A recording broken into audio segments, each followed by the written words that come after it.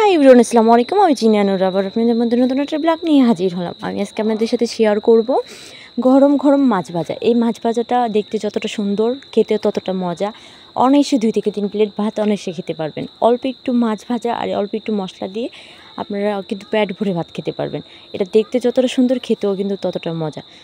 বেশি কথা না বাড়িয়ে চলুন শুরু করা যাক। রেসিপিটা আপনাদের সাথে শেয়ার করি। প্রথমে আমি এখানে গ্রাস কাপ বড় 2টা 5টা চাকা নিয়ে নিচ্ছি, নিয়ে ভালো করে পরিষ্কার করে লবণ দিয়ে পরিষ্কার করে নিচ্ছি, নিয়ে এখন লবণ দিয়ে আর হলুদ দিয়ে মেখে নেব। এখানে হলুদ আর লবণ দিয়ে ভালো করে মেখে নেব। আর হলুদের পরিমাণটা আমি একটু বেশি করে দিছি। আপনার ঘরে যদি মরিচের গুঁড়া থাকে একটু মরিচের গুঁড়া দিয়ে নেবেন। আমার মরিচের গুঁড়া ছিল না, তার জন্য আমি হলুদ আর লবণ দিয়ে মেখে নিচ্ছি। দেখতে পারতেছেন হলুদের গুঁড়াটা একটু বেশি করে দিয়েছি যেন কালারটা সুন্দর আসে মাছ ভাজার পর। দেখতে পারতেছেন হাতের সাহায্যে আমি এটাকে ভালো করে মেখে নিচ্ছি। এখন এটাকে আমি ভাজবো ভালো করে। দেখতে পারতেছেন এটা কড়ার মধ্যে গরম করে নিচ্ছি তেল। এখন আমি তেলটা যখন বেশি হিট হয়ে যাবে তখন আমি মাছগুলো দিয়ে নেব।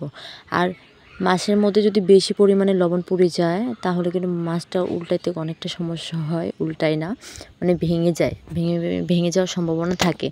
এখন আমি এটাকে এক এক করে প্রথম 3টা মাছ তারপর 2টা করে ভেজে নেব যেন এখানে ভেঙে না যায়।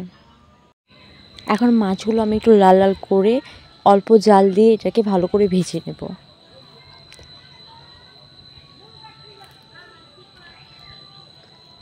দেখতে পারতেছেন মাছগুলো আমি ভাজার জন্য কড়াইয়ের মধ্যে দিয়ে এটাকে উল্টে পাল্টে ভেজে নেব।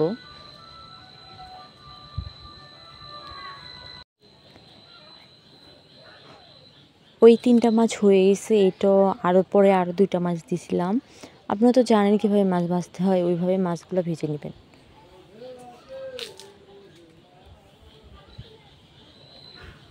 কোথাও শান্তি নাই, কোথাও শান্তি নাই, যেখানে যাই কোথাও ভয়েস দিতে পারি না। এখানে আমি পেঁয়াজ বাটা, তারপরে আদা বাটা, রসুন বাটা আর কাঁচা মরিচ বাটা দিয়ে নিচ্ছি। এখানে আমি এতগুলো মাছের জন্য ছোট ছোট খুব ঝাল ছিল মরিচটা। আপনারা আপনাদের পরিমাণ মতো, এখানে সম্পূর্ণ রান্নাটা হবে কাঁচা মরিচ দিয়ে। আর এটা ভালো লাগে কাঁচা মরিচ দিয়ে, শুকনো মরিচ দিয়ে ভালো লাগে না। দেখতে কালারটা এতটা আসে না, কিন্তু খেতে কিন্তু খুবই খুবই খুবই মজা খেতে। এখন এই দেখতে পারতেছেন এখানে আমি অল্প একটু আদা, অর্ধেক রসুন দিছি, আর এখানে পেঁয়াজ কুচি করে ব্লেন্ডারে দিয়ে ব্লেন্ড করে নিচ্ছি। পেঁয়াজগুলো এখন একটু হালকা হালকা আস্তে আস্তে আসছে, গোটাল গোটাল হালকা হালকা গোটাল রাখছি। আর প্রথমে আমি দেখতে পাচ্ছেন কীভাবে আমি এটাকে ব্লেন্ডার করছি। আপনার পেঁয়াজটা হালকা হালকা করে নেবেন। পরে এটার মধ্যে আমি হালকা করে একটু ভেজে প্রথমে আমি অ্যাড করে দিব হলুদের গুঁড়া, বেশি দিব না, অল্প পরিমাণের দিব। তারপরে আমি এটার মধ্যে লবণ দিব স্বাদ মতো। তারপর এটার মধ্যে আমি জিরার গুঁড়া দিচ্ছি অল্প করে। আপনারা দেখতে পাচ্ছেন যে কতটুকু দিচ্ছি। আপনারা বুঝতে পারবেন যে মাছের অনুযায়ী কতটুকু জিরা দিতে হবে যেন মশলাটার জন্যে একটু ফ্লেভার আসে, ওরকম অনুযায়ী আমি অল্প অল্প করে দিয়ে নিচ্ছি। হলুদও বেশি দেওয়া যাবে না, তাহলে গন্ধ করার সম্ভাবনা থাকে। তারপরে আমি একটু একটু তেল দিব আর এই মশলাটাকে ভাজবো।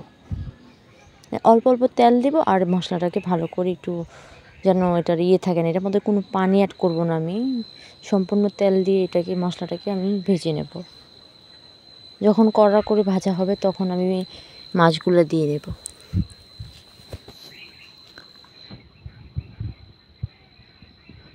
দেখতে পারতেছেন ভিডিওতে বোঝা যাচ্ছে যে আমি কীভাবে সবসময় নাড়াচাড়ার উপরে রাখতে হবে যেন নিচে লেগে না যায়।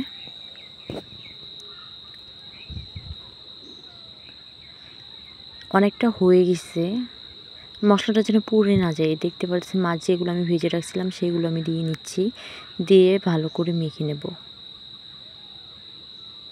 যে আপনি দেখতে পাচ্ছেন এটার সাথে ভালো করে মশলাটা মাখিয়ে নেব। আপনার হাতে যে যেটা আছে ওইটার সাহায্যে আপনি নাড়াচাড়া করে, কোন দেশে কোনটা বলে জানি না, খুরসুন বলে অনেক জায়গায়, অনেক জায়গায় খুন্তি বলে, এটা দিয়ে আপনার এই যে মাছটা দেখতে পারতেছেন নাড়াচাড়া করে নেবেন। মশলাটা মেখেছি, এটা দিয়ে আপনি অনায়াসে 2 থেকে 3 প্লেট ভাত অনায়াসে খেতে পারবেন। দেখতেই পারতেছেন ফাইনাল লুক কতটা সুন্দর দেখা যাচ্ছে, আর এটা যে খেতে কতটা মজা বাসায় ট্রাই না করলে বুঝতে পারবেন না। সবাই ভালো থাকবেন, সুস্থ থাকবেন। যদি আমার ভিডিওটা ভালো লাগে, একটু যদি উপকার হয়ে থাকে, আমাকে অবশ্যই এই চ্যানেলটাকে সাবস্ক্রাইব করবেন। আমার পাশে থাকলে আমি অবশ্যই আপনাদেরকে সাপোর্ট করব। সবাই ভালো থাকবেন, সুস্থ থাকবেন। আল্লাহ হাফেজ।